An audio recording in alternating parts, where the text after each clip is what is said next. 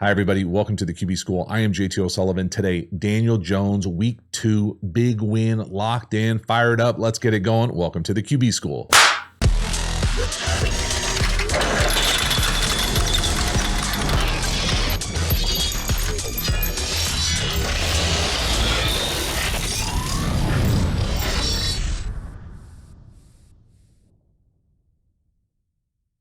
Before we dive into the video, quick reminder about the Quarterback School Patreon community. This group is the foundation, the bedrock of the channel. Not only is it a great, inexpensive way to support the channel, but you get even more Quarterback School content. Hop over there, join, become a member. I appreciate your support.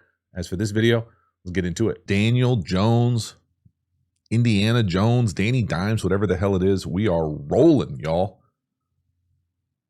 It's a big win. There's some nice quarterback play here. You can see him drift to his left here, keep this thing alive. As you move into your left, throw him back across to that crosser on the right. It's just this is a big time quarterback play. This is outstanding. It's really, really nice. Now, what's going on here scheme wise? It looks like we've got what I'd call like a little looper return. I'm guessing this is a rail shot. He's kind of got a little bit of like a check vibe here at the start of this thing.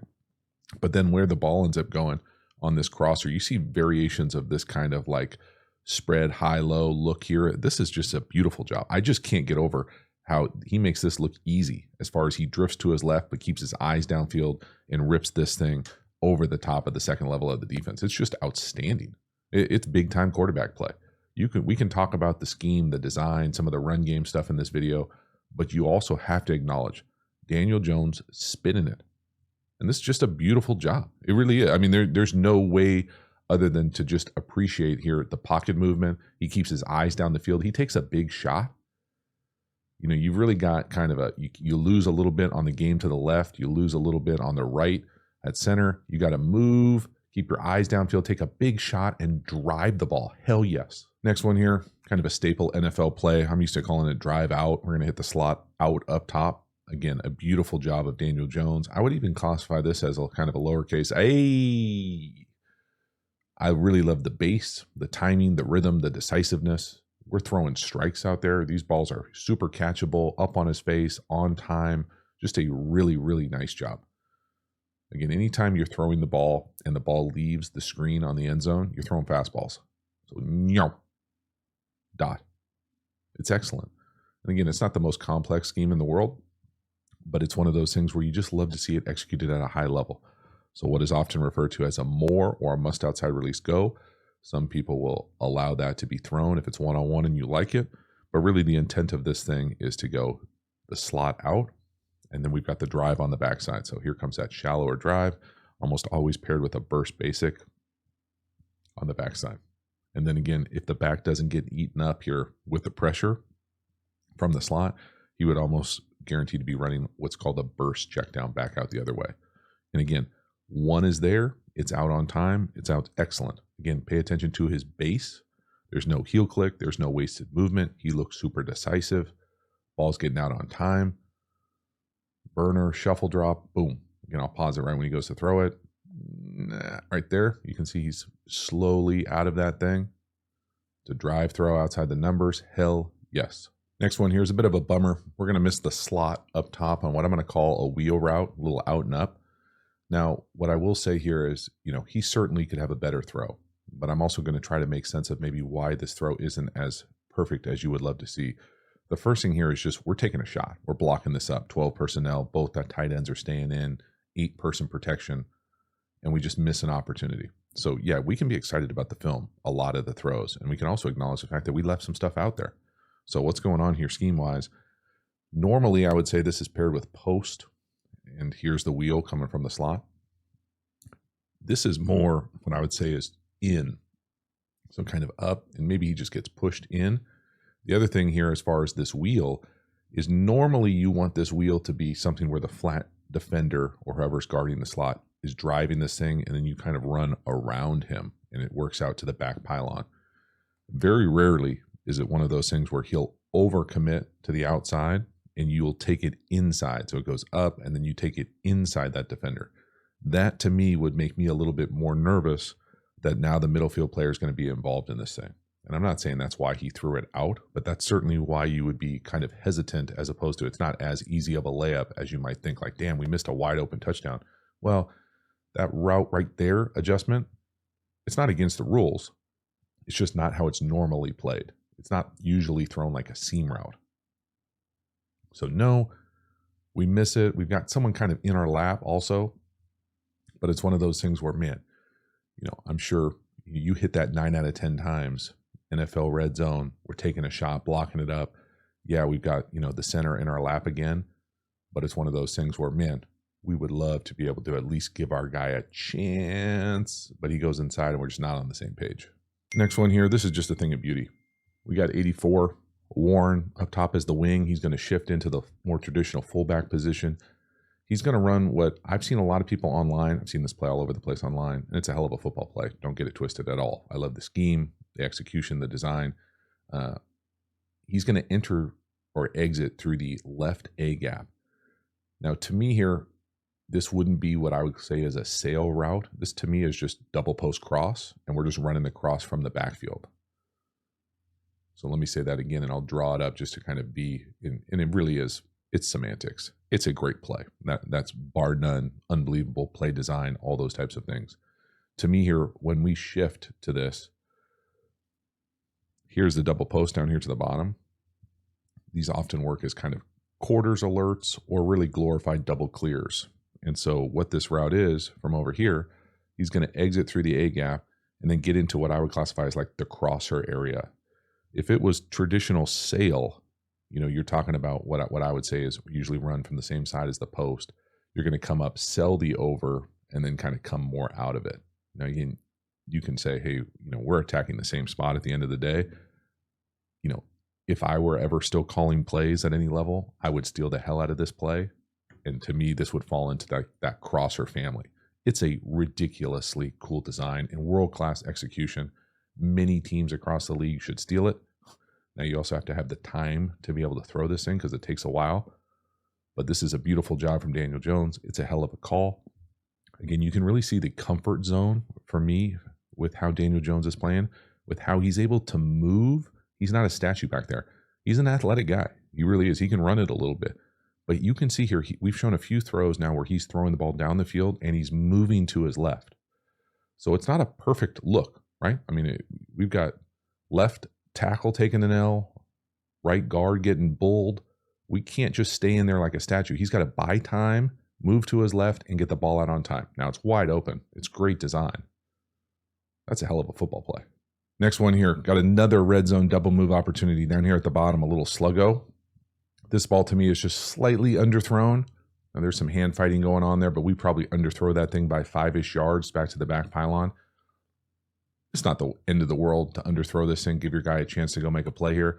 The reason I put this thing on here more than anything else was I just love the blow-up guy on the left. He is disappointed. I mean, that is amazing. Never seen one of those mascot air guys go down like that, so perfectly timed. So Sluggo, one-on-one at the bottom. You like the matchup. Aggressive corners out there. Oh. You can almost hear the sound effect. Dunk. If it wasn't there, the other thing, I just appreciate how aggressive they are down here. So up, here's the Sluggo. You like it, let it rip. If it's not there, we've got kind of that looper return, very similar concept to what we saw earlier with that high-low where he was able to drive it, right? Originally, the time where he drifted to his left and drove it to that crosser, we had the back getting out into this area. So the spacing of it, it's the same type of play for the quarterback. So there's a lot of same as going on here. We haven't beat. We just leave that thing a little bit short, and we miss it. Next one here is another missed opportunity. Again, wing slot, condensed 2x2. We're going to end up, we're throwing it to the inline tight end up top on the corner. I'm not going to sit here at all and tell you that I know what the read is, because I don't. I can tell you that this feels forced. This never looks like it's open. So that, yeah, we absolutely want to feed Warren. And he seems like he is going to be a dude in this league for a long time. And when we look at however this play, the outcome of this play, we've got 85 running across the middle of the field. And he's open. Yeah, open. Now, again, I'm going to preface that by saying we don't have time to sit back there and make a whole bunch of reads, but I do think it's useful when you look at the film to recognize, hey, I don't know how they're reading it. I don't know how this is even supposed to be run. Okay, what I mean by that is, who knows if the corner is supposed to go first and the outside number one is supposed to go second? It could very easily be the opposite, right? He should be the guy who goes first, and then we come underneath him. Okay, so there can be a bunch of different ways to do it. However, how this thing is thrown and played, we've got multiple guys over here fighting to the corner, and we've got the middle of the field essentially wide open. So just the capacity for him to continue to work the middle of the field and see whatever these are. And, okay, I'm not blind. We don't have time to sit back there and go through the read. So we've got to be a little bit quick with getting the ball out here, quicker than we probably want to, because we've got a bunch of people getting pushed right into our lap. And if you were to throw it to 85, he'd still be running. Can be all of those things. Next one here, massive play. Jonathan Taylor in the backfield. We're going to go in motion, run that quick rail. We're going to have some friendly fire from the Broncos. They're going to run into each other. That thing's going to turn into a huge punt return right. We got nobody out there. So again, this is a kind of staple design as far as having that front side rail with potential rubs or natural picks. You can see whoever has the back, the linebacker standing on the horseshoe, he's going to run into his own guy who's got 84. Just that little space, and it's a wrap. Now this thing turns into a massive play. So again, really nice job from Daniel being able to see it, get the ball out quickly. Again, I appreciate these balls getting out quickly. So we know what we're doing with the ball. We're super decisive. Again, what is probably an over-the-ball hook. Okay, so we're here. We're here on that little looper return here. It's supposed to look like mesh railroad. And then where the ball ends up going here on this motion, on this quick hitter rail. The thing to pay attention to right here, he's got the back man to man. When he goes, he's got to navigate all this traffic. He can't even navigate his own traffic. So we have some friendly fire, and this thing turns into a huge, massive play. So nice execution, nice design. Get them to pick themselves, and we are off to the races. Let's go. Next one here, we're going to run a speed out up top to the guy who's on the line of scrimmage, not the motion man. So the new number one is going to run a speed out. The ball's a little bit inside. It's not a perfectly thrown ball, but the timing of this is outstanding. Again, the design, the little details and nuance tethered to this play make this an easier throw. If you were to just raise up and throw this ball at the snap before the motion, you probably wouldn't love it versus press man. But watch the coverage. So watch what just this subtle motion movement does. Okay, so this is a guy who's running the speed out, a 10-yard kind of rolled speed out. Watch what happens here at the motion as far as these guys trying to switch this off and get softer. So it's not just, hey, who's who in the zoo as far as who's guarding who. It's the motion almost always backs off defenders. Almost always. So it's just a really nice subtle job here of using short motion, getting the access you want. And now we've got that free access, speed out. Let's go. Next one here, third medium, short motion again. This time we're going to throw it to the short motion. He's going to use those clears, have all that space in the flat to basically go one-on-one and go win. So third medium, you got lots of different options. You don't know what the hell kind of coverage you're going to get. You're probably going to get some iteration of man or match. Drop back there, let him win. Daniel Jones is patient enough. You see the separation. That's the other thing that I love about it. So as Downs comes across here, you can see him win and create separation using those two clears. So all you can really ask for here, as he comes across on the short motion, he's probably trying to sell this thing like he's coming across. So as he comes back out, it's all about the separation that you can create right here for the quarterback to have an easy-ish throw.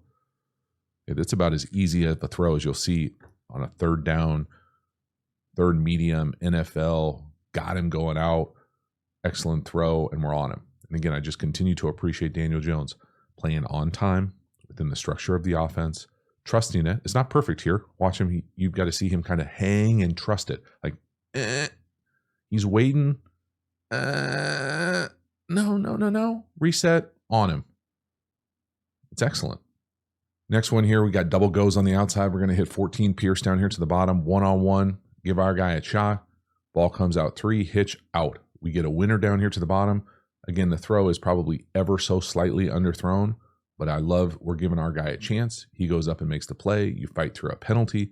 There's just so much to like here as far as the aggressiveness, as far as Daniel Jones giving our guy a chance. That's a good coverage, everything except the flag. But again, I appreciate you got both sides here, right? Which way are you going to work? Okay, for me, it's a pretty easy choice against Denver, what side you're going to work. But you still have to go out there, throw it, hook it up. 3, 1 hitch, ball out. Hold that middle field player with your eyes. Get back to the top of your drop. Get your eyes over there. Give your guy a chance. And a big, big play. Next one here, touchdown pass. Jonathan Taylor from the backfield here. It looks like Denver just gets confused on who's who in the zoo. We've got a little mesh going. Get the back out on the railer wide. And that's just too easy. So 23 here on the left. He'll enter the screen here in a hot second. He gets confused with the motion, the releases. Who's got the number 2 out, and we can't quite sort it out. Daniel Jones does a nice job of seeing it, not missing a layup, and that's about as easy as you'll get for an NFL touchdown. So again, just watch the motion here. As we come across here, how is the defense going to adjust? 23 right here, he's going to kick in. As we come across here on the mesh with the number 1, the corner is going to run with him. Now, one of these 2 dudes is in the wrong. Okay, so if he does it correctly and runs with him, well then 23 here almost guarantees to have the number 2 out. That would be the back, so he would probably need to be matching here. So whatever it is, we don't have to know the defensive call to know they're wrong in general. We have to make them pay as an offense. Daniel Jones does a nice job, again, using his eyes, getting the ball out quickly, walk in. Next one here, a little drift 8, play action down here to the bottom. Now this is versus a pretty good corner. This is some nice timing. This is a handoff of a throw on the body, on the break. Kind of whirly bird-ish footwork, but this is a nice job. Again, Daniel Jones operating the offense at a high level. Pittman Jr. fighting through some contact there. Again, ball fake right at 40, and then we're going to rip it right by his ear. So extend it, flip around, trust it to win. Again, that's a beautiful throw. Watch when he lets this thing go. So he's throwing it right there. You can see not quite out of that break. That's tight coverage. I mean, that's NFL coverage with an NFL throw. Outstanding job. Again, most people would call this some iteration of a drift post, drift 8 down here to the bottom. I think of this as more of a zone-centric play. Certainly can work versus man. I don't know how often I would want to do it versus 2 for the Broncos, but he's right there. Give him some time. The thing I think Daniel Jones does a good job here of, he doesn't rush it. He doesn't hit his back foot and just chuck it in there. He gives him just a little bit of time to work that thing and then put it on the body on the break. Again, beautiful job. Just a really nice job from this Colts offense operating at a high clip. Trust, look at the pass pro, no one around us. Excellent, accurate throw, thing of beauty. Again, from the end zone here, from the offensive end zone, you can really see the execution from Jones and Pittman to be able to trust that thing, what it does, what this play action does to the second level of the defense. So watch those linebackers step up. I mean, you're going running right at him. I mean, this is a premium look. Right at you, right through that window. Hell of a throw. Let's go. Halftime, you dig the channel and you haven't already, please like, subscribe, hit the bell, get the notifications. I really do appreciate you supporting the channel. It means a lot to me, so thank you for taking the time and subscribing. Again, the Quarterback School Patreon community, you know about it. Join, become a member, get even more Quarterback School content. We also have Quarterback School courses. You can check out all the courses over at theqbschool.com. Hop over there and enroll. Finally, please make sure to follow me across all the social media platforms. I appreciate your support. As for this video, let's get back to it. Next one here. One of the few, what I would classify as like poorly executed elements in this one. I thought that there was an opportunity here for this to be a big play, maybe even a touchdown to Pittman Jr. To me here, he drifts a little up the field. Now this is a variation of mesh to me. So we've got, we'll call it a rail out the backfield with that mesh over the center. And again, the throw looks terrible. Like if you looked at this throw, you'd be like, oh, what are you talking about, guy? Like it's definitely a Tebow, like it's down at his knees. You know, could we potentially make it easier if we weren't hitching away? Maybe. What I'm saying here, details wise, is as you run across on this mesh, so I'll stop it right at the snap. we're just talking mesh. So traditional mesh, like old school mesh, we're over the top and we're underneath. That's the mesh. Pre-COVID, you see all those guys slapping 5 back in the day. Old school air raid, I'm not certified, okay? They used to allow you to settle up, keep running, or you could take it like that. Now, you don't see this iteration run in the league very often, if ever. You sometimes see it a little bit still in college.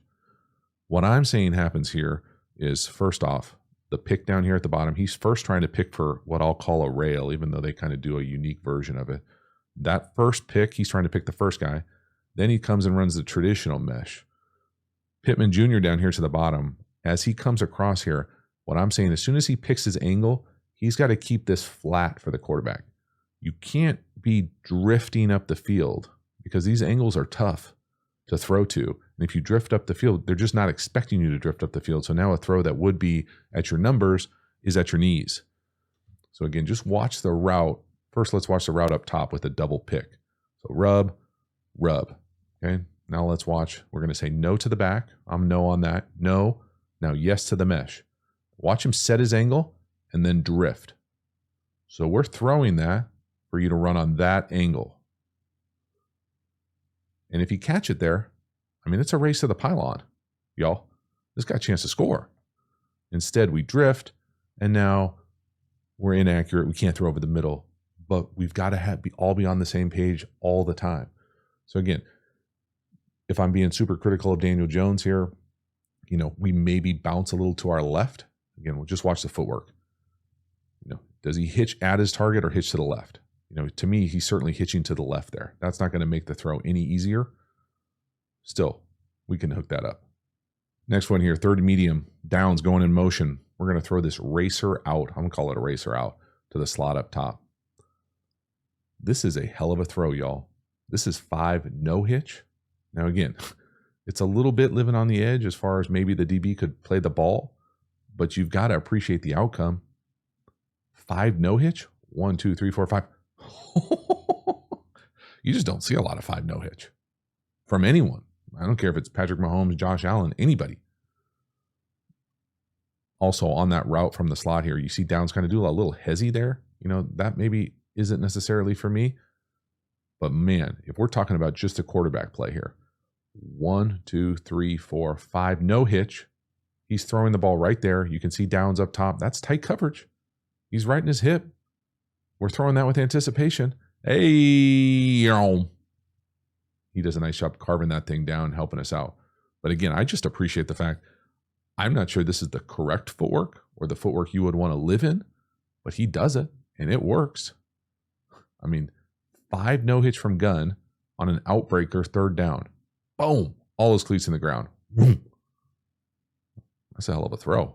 Next one here, one of the few just straight up misses I thought from Daniel Jones, not necessarily throws, but just straight up poor quarterback plays for me. To me here, we're hot and we don't have an answer. We look surprised. So we've got answers to both sides. I think philosophically here, I'm always going to prefer to block up away from the first read. Again, you can see the center here as far as whatever that hand behind our back, pointing. He's going to 49, it looks like. The center essentially is going to the right. We're in 5-person protection, 12 personnel. It's going to be tough because there's so many people at the line of scrimmage, but we're hot to the left. We've got hot throws to the left and to the right. And you can see here, he just looks confused. We could throw it to 84, or we could throw it to the slot. So again, I just don't like to see guys play quarterback and look like they don't have the answers to the test. Now, again, this is not the easiest look in the world because it's 12 personnel. You've got a wing over there, so you're inviting more people to the line of scrimmage. But as soon as so we know, or we'll say we assume that the offensive line is going to those 5, the 4 down and the mic type. Well, then anybody else here is going to be trouble. And again, even in this look, if you were in this look blocking these 4, you might want to go here. Whatever it is, it doesn't matter where they're going. The center is going to the right. Okay, when the center goes to the right, they can block 3 over there. We cannot block 3 from this side. So as soon as all 3 of these guys pressure, we have to have a hot answer. And it sure looks like the hot answer is here, But what I'm saying I dislike the most is that our eyes look like they're over here. And again, that's a hot answer too. So these are the types of things where you're like, you know, as excited as I get about any Indiana Jones movie, you know, you got to pump the brakes a little bit on these remakes. Okay, well, let's slow our roll. Yeah, feel a little bit better about it than that, because those are plays where you would be frustrated, you know, from a preseason guy who hasn't played a lot of football. This just looks like it's a bad look when you feel like you don't have an answer for where the ball is going to go, and you look like you're surprised that we're hot. Like, what? How could that be? All right, next one here, we've got a little split flow inside zone RPO. We got a little stick to the bottom. I'll call a slant or a drift or a glance up top.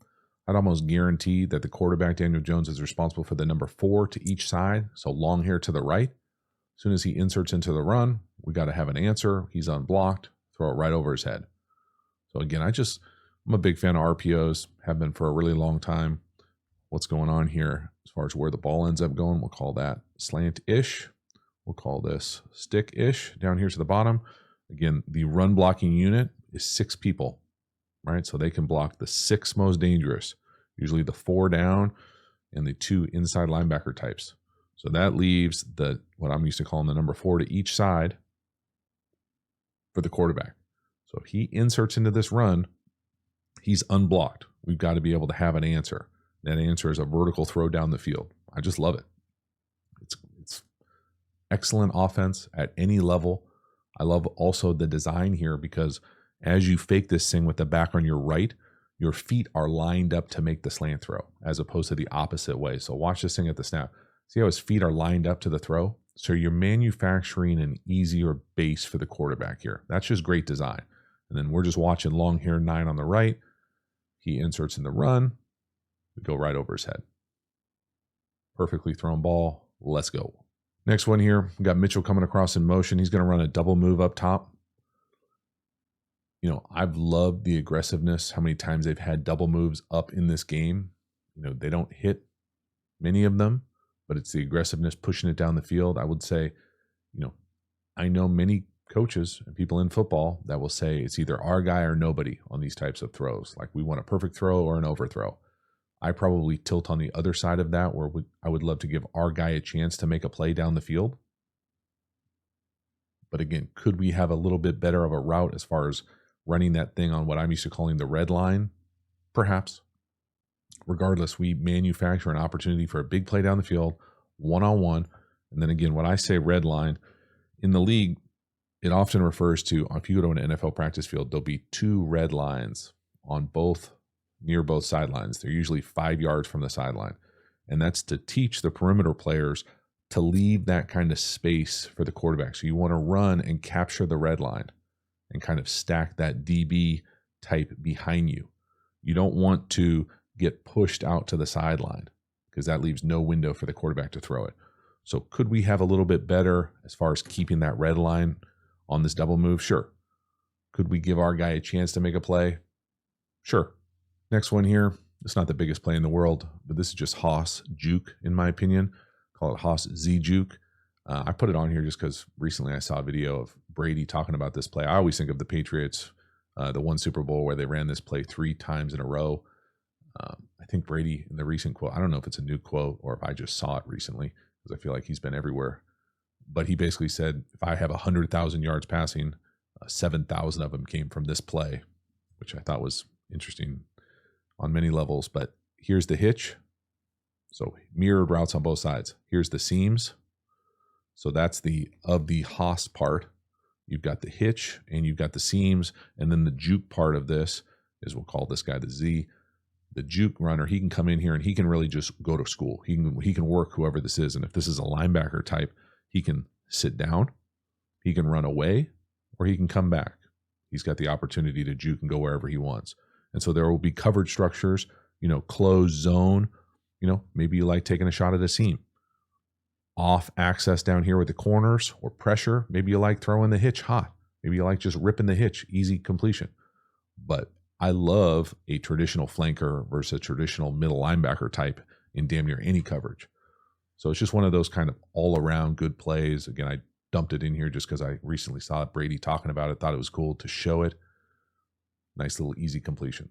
Next one here, I thought this one was a bit of a bummer. This is 4th and short. We're going to end up running what I'm used to calling mesh railroad up top. Now we're going to be hot down here to the bottom. So he drifts and tries to buy time to throw this mesh versus zero. This is a tough look on a few different levels. The first thing here is, we're hot to the left. So again, philosophically, I'd like to throw it to our left. He's not looking that way because the read, again, has us working to his left. So what I'm saying here is we're hot to the bottom, but he's working up top. So if that's the rail and the mesh is coming to us over here, it's kind of 1 to 2. If you can buy time and throw this down the field, that's elite world-class quarterbacking. Some teams allow you to put it right on him right away. You usually don't love to do that if you catch a peel here from a defensive end peeling off for the back. But if you catch a peel and you can, hand grenade that thing out to the back down the field, that's a pretty awesome play. What I'm saying here is because the right tackle blocks this thing correctly, in my opinion, so he's on a big duel. He takes the most dangerous guy inside. That's going to leave the widest guy as the free rusher. We're hot over here. So very rarely are you going to have your first 2 reads over here and still be able to throw a hot route down here to the bottom. So that's the problem. When you get in these condensed formations, you kind of got to be able to see both sides if you go 5-person protection. If he had to play this over again, he would probably throw it to the back down the field. But again, it's just tough. We've seen him drift to his left and make a bunch of plays. This time, do you feel comfortable throwing that ball on 4th and 2? Probably not. Again, that's probably where it should go. But now he's got a drift. He's got a free runner, time clock running out, and we give ourselves a pseudo chance there. But again, just watch the right tackle. He does a really nice job on what I'm used to calling a big duel. So the center is going to his right, our left. As soon as 49 is the inside guy, that's who we close the door on. We now have the 52 as the widest rusher, but our eyes are to the right. So he's got to buy some time. And again, just a little bit out in front of Warren. So this is just a tough one. There's not great answers on this one.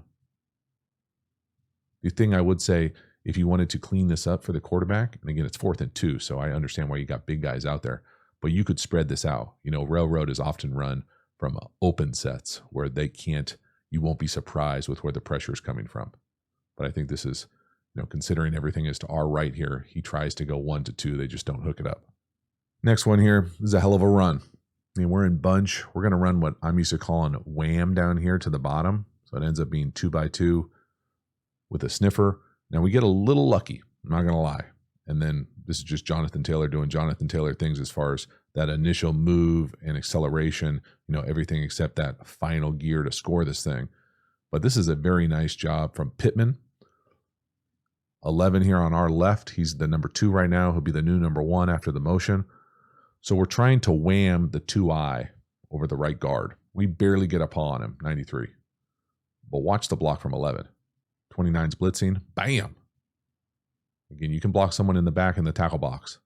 Bam. And then that's a world-class cut, acceleration away from 3 guys, and that thing turns into a massive, massive play. I mean, this is a great call, great execution, a big-time block from 11.